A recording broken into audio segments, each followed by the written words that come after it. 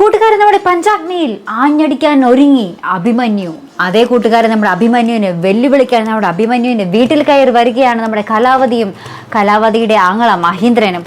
അതേ പ്രേക്ഷകർ എന്നിട്ട് നമ്മുടെ പറയുന്നുണ്ട്, നമ്മുടെ അഭിമന്യുവിന്റെ അമ്മയും പെങ്ങളും ആയിരിക്കും അവിടെ ഉണ്ടാകുക. അപ്പൊ അവരോട് പറയുന്നുണ്ട്, അഭിമന്യുവിനെ നിലക്ക് നിർത്തിക്കോ, അതായിരിക്കും നിങ്ങൾക്ക് നല്ലത്. അല്ലെങ്കിൽ ഈ വീടൊരു മരണ വീടാവും. പഞ്ചരത്നങ്ങളെ കാത്തുരക്ഷിക്കാൻ വേണ്ടി ഒരു രക്ഷകനായി അവതരിക്കാനാണെങ്കിൽ നിങ്ങളുടെ മകന്റെ ശ്രമമെങ്കിൽ അതൊരിക്കലും നടക്കില്ല എന്നൊക്കെ പറഞ്ഞ് നമ്മുടെ കലാവതി ഭയങ്കര ഭീഷണിയൊക്കെ മുഴക്കിയായിട്ട് പിടിച്ചു നിൽക്കുന്നുണ്ട്.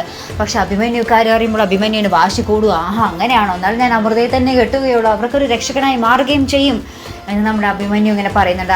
നമുക്കൊരു സമാധാനമായല്ലേ. അഭിമന്യുവിനെ പോലത്തെ ഒരു തൻ്റെ ഇടമുള്ള ഒരു നായകനെ തന്നെയാണ് എല്ലാ പരമ്പരയിലും ആവശ്യം, അല്ലെ പ്രേക്ഷകരെ. എന്തായാലും അത് ഉഷാറായി. അപ്പുറത്താണെങ്കിൽ നമ്മുടെ അമൃത തകൃതിയായിട്ട് കല്യാണം വിളിക്കുന്ന ആ ഒരു തിരക്കിലാട്ടോ. അപ്പുറത്ത് നമ്മുടെ അനിയത്തിമാരാണെങ്കിൽ ഭയങ്കര ചർച്ചയിലാണ്. ചേച്ചിയുടെ കല്യാണം കഴിയുന്നതോടുകൂടി നമ്മളിവിടെ നിന്ന് എവിടെന്നെങ്കിലും എങ്ങോട്ടെങ്കിലും മാറണം, അതായിരിക്കും നമുക്ക് നല്ലത്, കൂടുതൽ സങ്കടപ്പെടാതിരിക്കാൻ അതായിരിക്കും നല്ലതെന്നൊക്കെ പറഞ്ഞ് നമ്മുടെ അനഘയും ബാക്കി അനിയത്തിമാരൊക്കെ തമ്മിലിങ്ങനെ ഭയങ്കര ചർച്ചയിലാട്ടോ.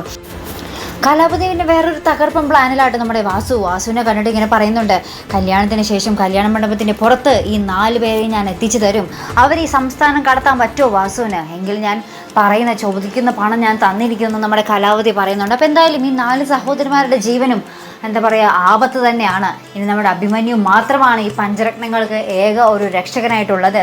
ഈ സുമേഷ്, കലാവതി, എന്താ പറയുക മഹേന്ദ്രൻ, ഇവരുടെയൊക്കെ ഒരു ചതിക്കുഴികളിൽ നിന്ന് ഈ കഴുകന്മാരിൽ നിന്നൊക്കെ ആകെ നമ്മുടെ പഞ്ചരത്നങ്ങൾക്ക് രക്ഷയായി വരുന്നത് നമ്മുടെ അഭിമന്യു മാത്രമായിരിക്കും. ഒറ്റയ്ക്ക് പോരാടാൻ അങ്ങനെ ഒരു ആൺതരി തന്നെ വേണം, അല്ലെ പ്രേക്ഷകർ. എന്തായാലും നമുക്ക് കാത്തിരിക്കാം അഭിമന്യുവിൻ്റെ ആ ഒരു ഒറ്റയാൾ പോരാട്ടത്തിനായിട്ട്. അപ്പോൾ ഇതുപോലുള്ള പ്രൊമോ റിവ്യൂസിനും എപ്പിസോഡ് റിവ്യൂസിനും ഒക്കെ നിങ്ങൾ മറക്കാതെ ചാനൽ സബ്സ്ക്രൈബ് ചെയ്യുക. അടുത്തൊരു വീഡിയോയുമായി വരുന്നത് വരയ്ക്കും ഗുഡ് ബൈ.